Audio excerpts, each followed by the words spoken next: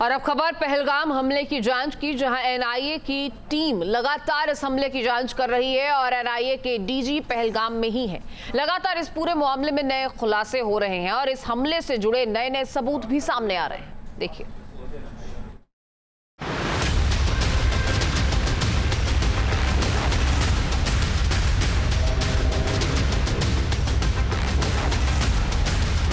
लश्कर हो या फिर उसका मुखौटा टीआरएफ, इनका वजूद पाकिस्तानी फौज और आतंकी हाफिज सईद से है।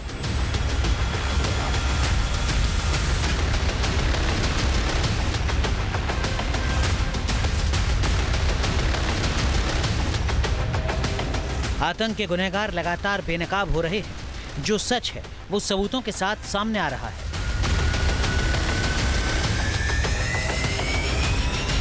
एनआईए डीजी का काफिला निकलता हुआ बैसरन वैली में लगातार यहां पर जांच को आगे बढ़ाते हुए एनआईए के डीजी और यहां पर आतंकी हमले से जुड़े तार को खंगालते हुए लगातार बैसरन वैली में न सिर्फ अपने तमाम सुरक्षा एजेंसी के लोगों के साथ, बल्कि यहां पर देखिए तो बैठक करके ठीक बाहर निकलते हुए उनका काफिला हम दिखा रहे हैं। ठीक सामने आप ऊपर बैसरन वैली को देख रहे हैं और नीचे निकलता उनका काफिला आप देख रहे हैं। यहाँ पर इस वक्त एनआईए जिस तरह से 3D मैपिंग के जरिए समूचे ही आतंकियों के यहाँ पर आतंकी मंसूबों को मैपिंग करने की कोशिश की है, साथ ही जो आतंकी इस घटना में संलिप्त थे उनके हाइड आउट तक पहुँचना, उन तक पिन पॉइंट जो है वो एक तरह से स्ट्राइक करना, इन तमाम स्थितियों को अंजाम तक पहुँचाने के लिए एक बड़ी भूमिका में खुद एनआईए के डीजी नजर आ रहे हैं। बेपर्दा हो रहा है आतंकी साजिश का जाल। सबूत बोल रहे हैं, पाकिस्तान के गुनाहों को दुनिया के सामने ला रहे हैं। पहलगाम का गुनहगार पाकिस्तान।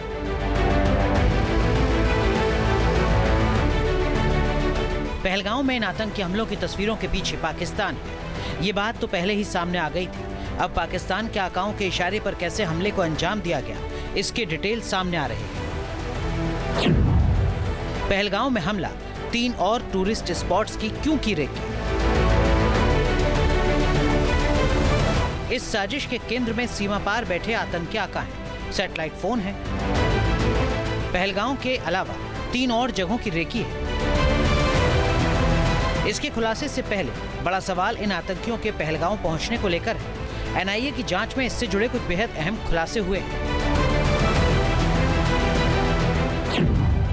जिन आतंकियों ने इस घटना को अंजाम दिया है वो 15 अप्रैल को ही पहलगाम पहुंच गए थे। सूत्रों के मुताबिक आतंकियों का दल अपने ओवरग्राउंड वर्कर्स के साथ 19 अप्रैल को बैसरन पहुंचा था। उन्होंने बैसरन पार्क और आसपास के क्षेत्र की रेकी की थी। जांच में यह भी खुलासा हुआ कि आतंकियों के पास कैमरे और सैटेलाइट फोन भी थे, जिससे वो सीधे तौर पर पाकिस्तान के संपर्क में थे। सैटेलाइट फोन पारंपरिक मोबाइल नेटवर्क की जगह सीधे उपग्रह से जुड़कर काम करता है। ये उन जगहों पर संचार की सुविधा देता है जहां मोबाइल टावर नहीं होते। सैटेलाइट फोन के जरिए, जी हाँ, चीनी सैटेलाइट फोन के जरिए कम्युनिकेशन एस्टेब्लिशमेंट जो है वो आतंकियों ने अपने लोकल सपोर्ट के साथ किया, OGW के साथ किया, ताकि उनको आसानी से असला, गोला बारूद और रेकी के साथ साथ यहाँ पर दरअसल पिन पॉइंट स्ट्राइक करने के लिए मुफीद समय और जगह दोनों मिल सके। इस हमले में लश्कर की भूमिका साफ हो चुकी है। लश्कर का आका हाफिज सईद टेंशन में है। उसे हिंदुस्तान के बदले का डर सता रहा है। खबरों के मुताबिक पाकिस्तानी सेना हाफिज की सुरक्षा बढ़ा चुकी है। देखिए, जिस तरीके से हाफिज सईद पाकिस्तान में ऑपरेट करता है, लेकिन दिखाने को पाकिस्तान कहता है कि उसने उसको जेल में डाल रखा है। आए दिन वो सरेआम पाकिस्तान में घूमता है, तमाम तरीके के मंचों पे शिरकत करता है और तमाम तरीके के भड़काऊ भाषण देता है, तमाम तरीके के टेररिस्ट आकाओं के साथ मिलके वो मीटिंग करता है। मेरा कहने का मतलब यह है कि आज की डेट में पूरे विश्व को इस तरीके के कैरेक्टर को आइडेंटिफाई करना पड़ेगा। इस तरीके के टेररिस्ट के लिक्विडेशन में एक मत होना पड़ेगा। एनआईए की जांच में एक और बड़ा खुलासा हुआ है। बताया जा रहा है कि पहलगाम के अलावा आतंकियों के निशाने पर आरू घाटी, एम्यूजमेंट पार्क और बेताब घाटी भी थे। 3 जगहों पर सुरक्षा कड़ी होने की वजह से आतंकी घटना को अंजाम दिया जा सका। जांच में यह भी साफ हो चुका है, आतंकी हाशिम मूसा है घटना का मुख्य किरदार। मूसा पहले पाकिस्तान की पैरामिलिट्री में था, बाद में वो आतंकी संगठन लश्कर ए तैयबा में शामिल हो गया था। 2023 से वो कश्मीर में रहकर बड़ी साजिश रच रहा था। पहलगाम आतंकी हमले में अलगाववादी संगठनों के समर्थन पर भी एनआईए को शक है। पूरे जम्मू कश्मीर में हुर्रियत के कई गुट और जमात इस्लामी के समर्थकों के यहाँ छापेमारी की गई। इनके कॉल डिटेल्स खंगाले जा रहे हैं। हमले में शामिल हर चेहरे को बेपर्दा किया जा रहा है। इस आतंकी घटना से घाटी में अलगाववादी संगठन हुर्रियत के लोगों के तार भी जुड़ते नजर आ रहे हैं। साथ ही जमात इस्लामी के सक्रिय सदस्यों की भूमिका भी एनआईए ने उद्धृत की है। ये वो लोग हैं जिन्होंने आतंकियों के साथ OGW को कनेक्ट किया। साथ ही ऐसे 100 से ज़्यादा जो संगठन के सदस्य हैं उनके घरों पर छापे मारने के बाद एनआईए ने पाया है कि इनके घरों में, इनके ठिकानों में एंटी नेशनल एक्टिविटीज और उससे जुड़े तमाम सबूत हैं। Team news nation. पाकिस्तान भले ही फर्जी वीडियो बनाकर धौंस जमाए, मगर पहलगाम आतंकी हमले के बाद उसका पक्का इलाज तो होना तय है। और इसी बीच ग्राउंड जीरो पर सबसे बड़ी जांच में चौंकाने वाले खुलासे लगातार हो रहे हैं।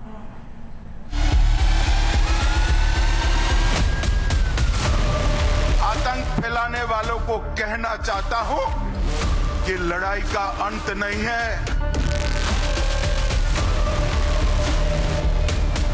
हर व्यक्ति को चुन चुन कर जवाब भी मिलेगा, जवाब भी लिया जाएगा। संदेश और संकेत साफ है कि पहलगाम में बर्बर हमला करने वाले आतंकी पाताल लोक में भी बच नहीं पाएंगे। बैसरन घाटी को मौत की घाटी बनाने वाले आतंकिस्तान का पक्का इलाज होगा। इधर कश्मीर घाटी में आतंकी हमले में शामिल लोकल इन्वॉल्वमेंट कनेक्शन की कुंडली खंगाली जा रही है। एनआईए की सबसे बड़ी जांच में ये पता लगाया जा रहा है कि 20 मिनट तक अंधाधुंध गोली बरसाने के बाद आतंकी हाशिम मूसा अपने साथियों के साथ किस रास्ते से भागा और इतने दिनों से कहां छिपा हो सकता है।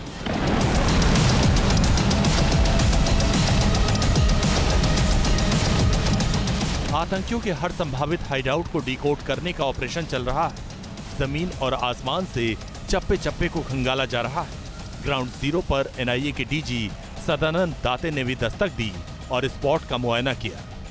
राष्ट्रीय जांच एजेंसी को सबसे बड़ी जांच में कई अहम सुराग मिले। एनआईए डीजी का काफिला निकलता हुआ बैसरन वैली में लगातार यहां पर जांच को आगे बढ़ाते हुए एनआईए के डीजी और यहां पर आतंकी हमले से जुड़े तार को खंगालते हुए लगातार बैसरन वैली में न सिर्फ अपने तमाम सुरक्षा एजेंसी के लोगों के साथ, बल्कि यहाँ पर देखिए तो बैठक करके ठीक बाहर निकलते हुए उनका काफिला हम दिखा रहे हैं। ठीक सामने आप ऊपर बैसरन वैली को देख रहे हैं और नीचे निकलता उनका काफिला आप देख रहे हैं। यहाँ पर इस वक्त एनआईए जिस तरह से 3D मैपिंग के जरिए समूचे ही आतंकियों के यहाँ पर आतंकी मंसूबों को मैपिंग करने की कोशिश की है। साथ ही जो आतंकी इस घटना में संलिप्त थे उनके हाइड आउट तक पहुँचना, उन तक पिन पॉइंट जो है वो एक तरह से स्ट्राइक करना, इन तमाम स्थितियों को अंजाम तक पहुँचाने के लिए एक बड़ी भूमिका में खुद एनआईए के डीजी नजर आ रहे हैं। ये और बात है कि अभी 8 दिन बीतने के बाद भी आतंकियों को हम देखें तो पिन डाउन करना, उनको न्यूट्रलाइज करना या उन तक पहुंचना संभव नहीं हो पाया है। लेकिन एनआईए के डीजी के नेतृत्व में चल रही है जांच यहां तक जरूर पहुंच गई है कि आप समझिए कि बैसरन वैली से लेकर खास तौर पे आड़ू वैली तक जो पूरा इलाका है वो इस वक्त सुरक्षा एजेंसियों के जद में है और इन्हीं इलाकों में आतंकियों के छुपे होने की जानकारी है। ये सुराग मिल चुका है कि हमले में शामिल पाकिस्तानी आतंकी ज्यादा दूर भाग नहीं पाए। सूत्रों के हवाले से खबर है कि आतंकी अनंतनाग जिले के ही किसी दुर्गम इलाके में छिपे हो सकते हैं। अनंतनाग जिले में कई ऐसे दुर्गम इलाके हैं जहां आतंकियों को छिपने की जगह मिल रही है। पहाड़ी क्षेत्रों में प्राकृतिक गुफाएं इनका मुख्य ठिकाना हो सकती हैं। देवदार के घने जंगलों वाले बैसरन घाटी में एनआईए की जांच टीम कैंप कर रही है। माना जा रहा है कि जल्द ही बड़े खुलासे हो सकते हैं।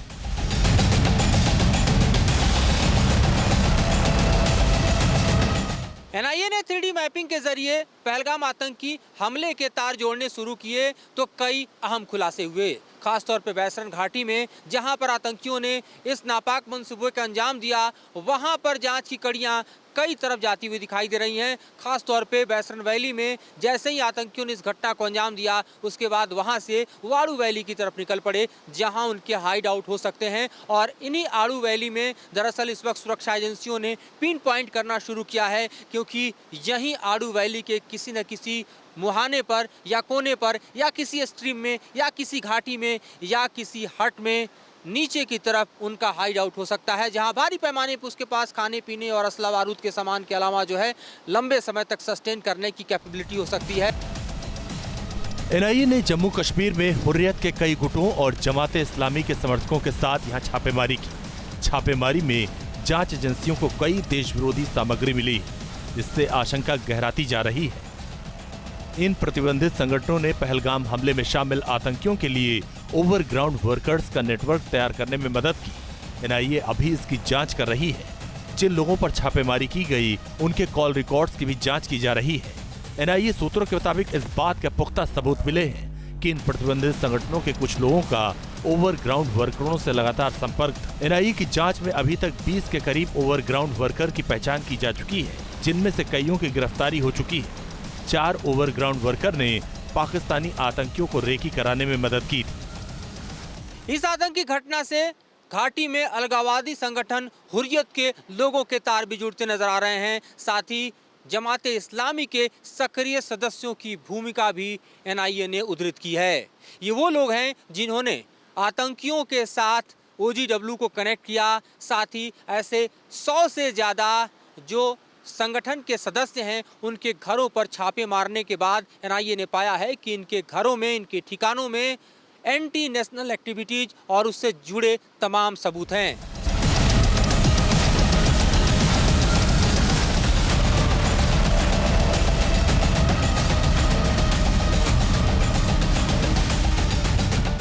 बैसरन घाटी में कत्लेआम मचाने वाले हासिम मूसा का कनेक्शन पाकिस्तानी सेना के सजिए से जुड़ा है। ये टुकड़ी आतंकी गतिविधियों के लिए ही पाकिस्तान ने बनाई। ये जल्लाद घुसपैठ कराने और नरसंहार के लिए कुख्यात है। मगर एक बात तो तय है कि मुनीर का हाशिम मूसा जिंदा तो नहीं लौट पाएगा। पहलगाम से मधुरेंद्र कुमार के साथ टीम न्यूज नेशन। पहलगाम आतंकी हमले के बाद अब बॉर्डर के हालात बदल रहे हैं। लगातार पाकिस्तान की तरफ से सीज फायर का उल्लंघन किया जा रहा है, तो वहीं भारत भी लगातार पाकिस्तान का इलाज कर रहा है। अब आपको लिए चलते हैं बॉर्डर के पास बने उन बंकर्स में जहां स्थानीय लोगों ने शरण ले रखी है।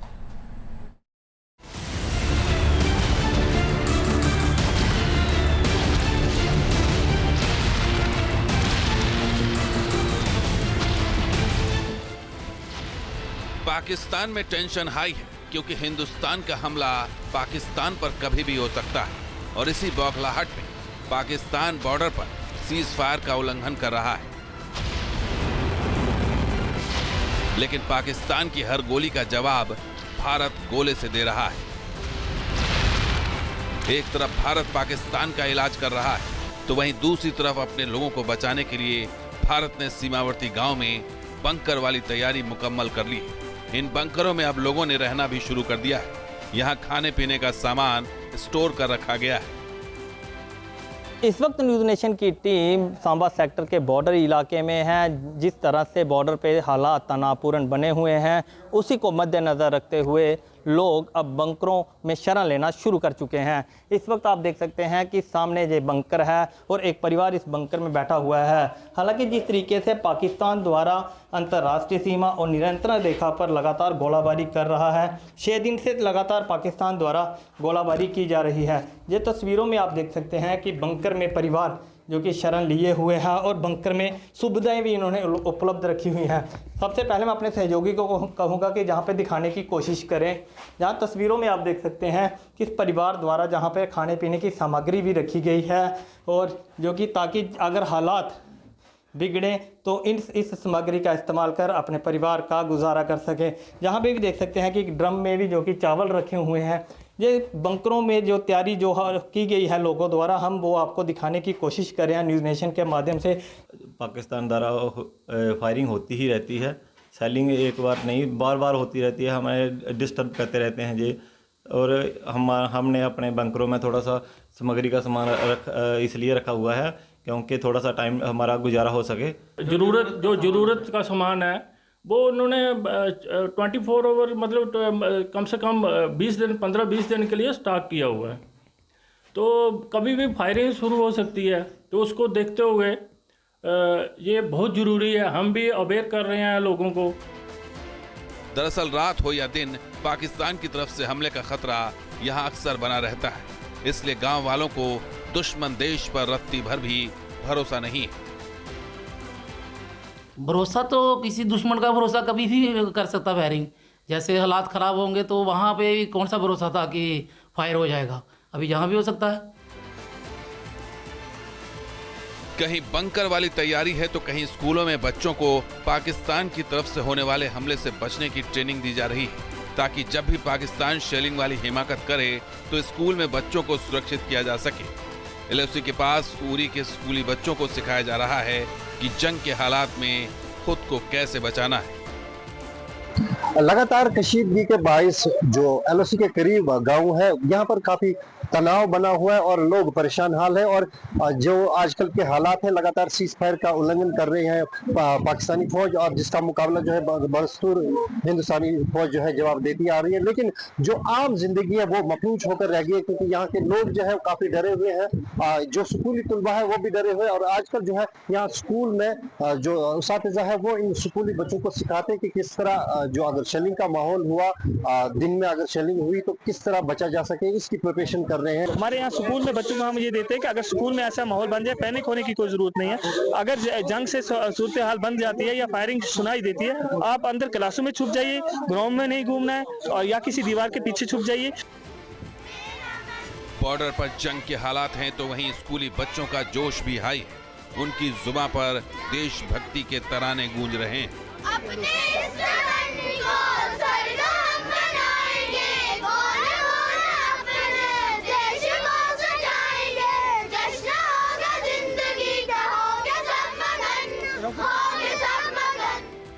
भारत पाक इंटरनेशनल बॉर्डर से अनिल कुमार और उरी से याकूब लाला के साथ team news nation. News nation अब व्हाट्सएप पर खबरों के ताजा अपडेट के लिए न्यूज नेशन के इस QR कोड को स्कैन करें।